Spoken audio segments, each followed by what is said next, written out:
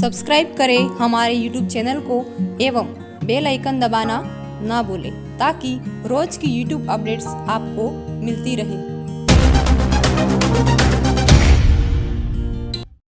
नमस्कार दोस्तों, इसके पूर्व की क्लासों में हमने संविधान का भाग पहला, दूसरा और तीसरा कंप्लीट कर लिया है और तीसरे भाग का नाम था मूल अधिकार जो नागरिकों को प्राप्त थे। और आज जो हम अध्ययन करेंगे वो संविधान का भाग चौथा है, भाग नंबर 4 है, जिसका नाम है राज्य के नीति निर्देशक तत्व।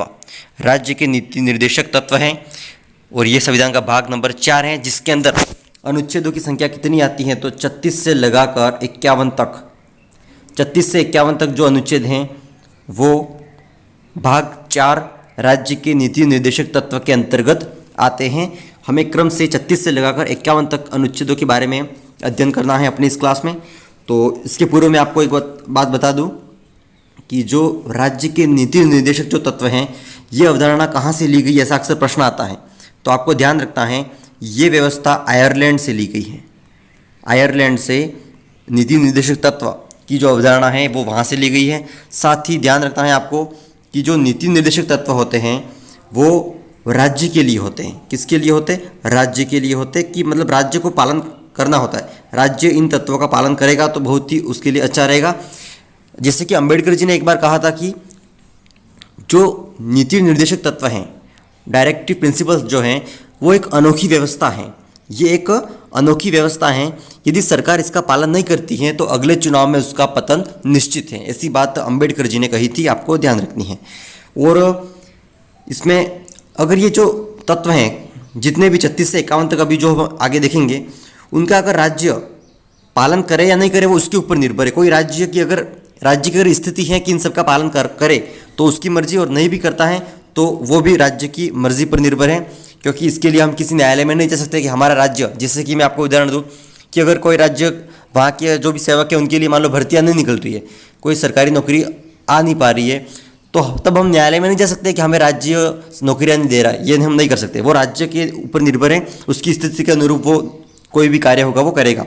ठीक, साथ ही अब हम अनुच्छेद 36 की बात करते हैं। फर्स्ट जो 36 नंबर का अनुच्छेद है उसमें परिभाषा लिखा हुआ है और इसमें यह बात है, इसमें बात ये लिखी हुई है कि राज्य संसाधन के अनुकूल राज्य विकास हेतु नीतियाँ बनाएगा। मतलब जो भी राज्य होगा, कोई भी राज्य भारत का, वो अगर जो भी संसाधन उसके पास उपलब्ध होंगे उसके अनुरूप लोगों के लिए कुछ अच्छी अच्छी नीतियाँ बनाएगा, कोई अच्छे अच्छे कार्य करेगा, कल्याणकारी कार्य करेगा। इस तरह की बात अनुच्छेद 36 में है।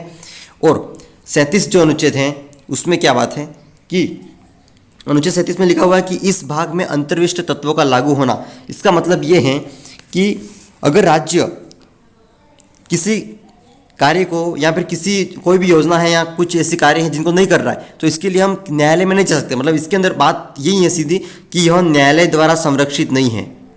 जो नीति निर्देशक तत्व हैं वो न्यायालय द्वारा संरक्षित नहीं है, अर्थात अगर इनका पालन राज्य नहीं कर रहा है तो हम किसी न्यायालय में नहीं जा सकते हैं। इस तरह की बात 37 में लिखी हुई है, कोर्ट नहीं जा सकते हैं। फिर अनुच्छेद 38 जो है, अनुच्छेद 38 में लिखा हुआ कि राज्य लोक कल्याण की अभिवृद्धि के लिए सामाजिक व्यवस्थाएं बनाएगा। अर्थात इसमें यह लिखा हुआ है कि जैसे कि आय की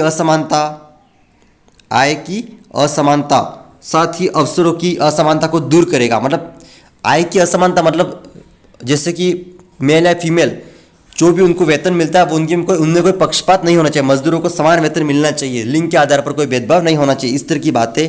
और अवसर की समानता, ये दो बातें यहाँ पे लिखी हुई हैं कि सब में बराबर की व्यवस्था होनी चाहिए। अनुच्छेद 39 में लिखा है कि राज्य द्वारा अनुसरणीय कुछ नीति तत्व। अर्थात 39 में बात यह है कि 39 जो एक तो इसमें बहुत सारे अलग अलग बातें, जैसे कि 39 क की अगर बात करें हम तो क में लिखा हुआ है कि समान अवसर के आधार पर न्याय सुलभ हो और निःशुल्क विधिक सहायता। मतलब राज्य लोगों को, गरीब वर्ग के लोग जो भी हैं उनके लिए निःशुल्क विधिक सहायता उपलब्ध कराएगा। ये लिखा हुआ है यहाँ पे, विधिक सहायता उपलब्ध करवाएगा, क में लिखा हुआ है। ये बात आपको ध्यान रखनी है। 39 जो है ये तो होगी 39 क की बात। 39 में 2 4 5 बातें हैं, जैसे आप ध्यान से सुनना। इसमें एक बात तो ये है कि समान जीविका प्राप्ति के साधन उपलब्ध करवाएगा। साथ ही उसमें एक और बात लिखी हुई है, भौतिक संसाधनों का स्वामित्व सामूहिक रूप में बटा हो, मतलब कोई भी संसाधन ऐसा नहीं हो कि एक ही व्यक्ति के पास पूरा पड़ा हुआ है, समान वितरण हो राज्य में। साथ ही समान वेतन की व्यवस्था करना, मतलब मेल एवं फीमेल हेतु समान वेतन की व्यवस्था। साथ ही एक और बात है इसी के अंदर, कर्मकारों के स्वास्थ्य शक्ति प्लस बालकों की अवस्था का दुरुपयोग न हो, मतलब छोटे बालक है उनको कहीं जबरदस्ती किसी फैक्ट्री में कारखानों में काम के लिए तो नहीं गए, इन सब बातों का ध्यान राज्य को रखना होगा। साथ ही नैतिक व आर्थिक परित्याग की रक्षा करें, नैतिक और आर्थिक उत्थान के लिए भी कार्य करें। ऐसी सभी बातें 39 के अंतर्गत आती हैं। अनुच्छेद 39।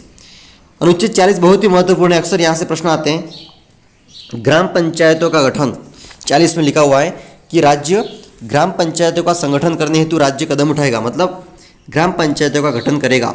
ठीक है, इतनी बात अनुच्छेद 40 में लिखी गई है। अनुच्छेद 41 की बात करें तो कुछ दिशाओं में काम, शिक्षा, लोक सहायता पाने का अधिकार, अर्थात कुछ दिशाओं में बात कर रहा है योग्यता के अनुरूप कार्य देना, लोगों को शिक्षा देना और लोक सहायता पाने का अधिकार देना, ये सभी कार्य राज्य करेगा योग्यता के अनुरूप। यूँ नहीं कि किसी की योग्यता नहीं है डायरेक्ट उसको नौकरी दे दी, ऐसा कार्य नहीं करेगा। फिर है 42 नंबर, काम की न्याय संगत मानवोचित दशाओं तथा प्रसूति सहायता का उपबंध। 42 में यही बात ध्यान रखनी है आपको, एक तो प्रसूति सहायता महिलाओं के लिए इसके बारे में व्यवस्था करेगा, कार्य की न्याय संगत व्यवस्था करेगा, साथ ही मानवोचित दशाओं का विकास करेगा। मानव की अनुचित जो भी दशा होगी कार्य की या किसी भी मामले की, उनकी व्यवस्था राज्य को करनी होगी, ये उसके नीति निर्देशक तत्व के अंतर्गत आता है। फिर बात करें आगे, अनुच्छेद 43, कर्मकारों के लिए निर्वाह मजदूरी आदि। इसमें यही बात है कि कुटीर उद्योगों को बढ़ावा देगा, खास बात यही है, कुटीर उद्योगों को बढ़ावा देगा राज्य ताकि लोगों को रोजगार मिल सके। इसमें यही बात है कर्मकारों के लिए निर्वाह मजदूरी, एवं इसके अंदर एक देखना एक क है 43 क, उद्योगों के प्रबंधन में कर्मकारों का भाग लेना। मतलब इसमें क और ख ऐसे दो भाग है, यहाँ पे क दिया हुआ है सिर्फ, जिसमें आपको ध्यान से सुनना। एक तो है उद्योग के प्रबंधन में कर्मकारों का भाग लेना, मतलब उद्योगिक में जो कार्मिक है वो भाग लेंगे, उनको बिल्कुल योग्यता के अनुरूप भाग मिलना चाहिए। साथ ही सहकारी संस्थाओं की स्थापना को बढ़ावा देना, सहकारी संस्थाएं जो होती है उनकी स्थापना को भी बढ़ावा देगा राज्य, ऐसी बात अनुच्छेद 43 में है। अनुच्छेद 46 जो है उसमें एक लाइन में लिखा हुआ है कि नागरिकों के लिए समान सिविल संहिता की बात अनुच्छेद 44 में है। फिर अनुच्छेद 45 में लिखा हुआ है कि बालकों के लिए निःशुल्क और अनिवार्य शिक्षा का उपबंध करना। अनुच्छेद 45 देखो ये नीति निर्देशक तत्व हैं जिसके अंतर्गत लिखा हुआ है। इसमें ये बात ध्यान रखनी क्या है, 6 वर्ष से कम आयु के बालकों हेतु शिक्षा का उपबंध करेगा राज्य। 6 वर्ष से जो भी कम उम्र के बालक हैं उनके लिए आंगनबाड़ी की व्यवस्था हो, इन सभी व्यवस्थाओं को करेगा। ठीक, नेक्स्ट अगला जो अनुच्छेद है अनुच्छेद 46 में क्या है, इसमें लिखा अनुसूचित जाति, अनुसूचित जनजाति तथा अन्य दुर्बल वर्गों के शिक्षा अर्थ संबंधी हितों की अभिवृद्धि करेगा। मतलब एसटी और एससी या फिर और भी कोई दुर्बल वर्ग हैं समाज में, उनके लिए शिक्षा, आर्थिक और शिक्षा के क्षेत्र में अभिवृद्धि, उनके लिए प्रयास करेगा राज्य।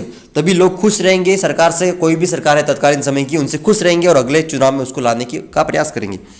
नेक्स्ट है 47, पोषाहार स्तर, जीवन स्तर को ऊंचा करने तथा लोक स्वास्थ्य को सुधार करने का राज्य का कर्तव्य। वही बात है यहाँ पे, पोषाहार साथ ही जीवन स्तर को ऊंचा उठाएगा लोगों का, और मादक पदार्थों पर रोक लगाएगा, तब जाके ये सभी कार्य हो पाएंगे। मादक पदार्थों पर भी रोक लगाने का कर्तव्य किसका है, राज्य का है। नेक्स्ट बात है 48 नंबर पे, कृषि और पशुपालन का संगठन। 48 नंबर का जो अनुच्छेद है उसमें लिखा हुआ है कृषि व पशुपालन का संगठन, मतलब वैज्ञानिक विधियों से पशुपालन और कृषि में भी वैज्ञानिक विधियां लाएगा राज्य, ये राज्य का कर्तव्य होगा। और 48 क में एक बात लिखी हुई है, बहुत ही महत्वपूर्ण है, पर्यावरण का संरक्षण, संवर्धन और वन तथा वन्य जीवों की रक्षा करेगा। ये सभी कार्य राज्य के कर्तव्य में आते हैं। पर्यावरण सुरक्षा, वन्य और वन्य जीवों की सुरक्षा के लिए उपबंध या फिर कोई भी प्रयास करेगा। फिर है अनुच्छेद 49। अनुच्छेद 49 में लिखा हुआ है राष्ट्रीय महत्व के स्मारकों, स्थानों, वस्तुओं का संरक्षण करेगा। जो भी राष्ट्रीय महत्व के स्मारक हैं, हमारे जो प्राचीन गौरव हो जो भी होंगे, साथ ही वस्तुएं और उनकी सुरक्षा करेगा। जो भी सार्वजनिक महल कोई भी होंगे, हमारे जो भी राष्ट्रीय स्तर के महत्व के जो भी होंगे महल या फिर किले, कोई भी सार्वजनिक स्थान, उनकी रक्षा करना राज्य का कर्तव्य होगा।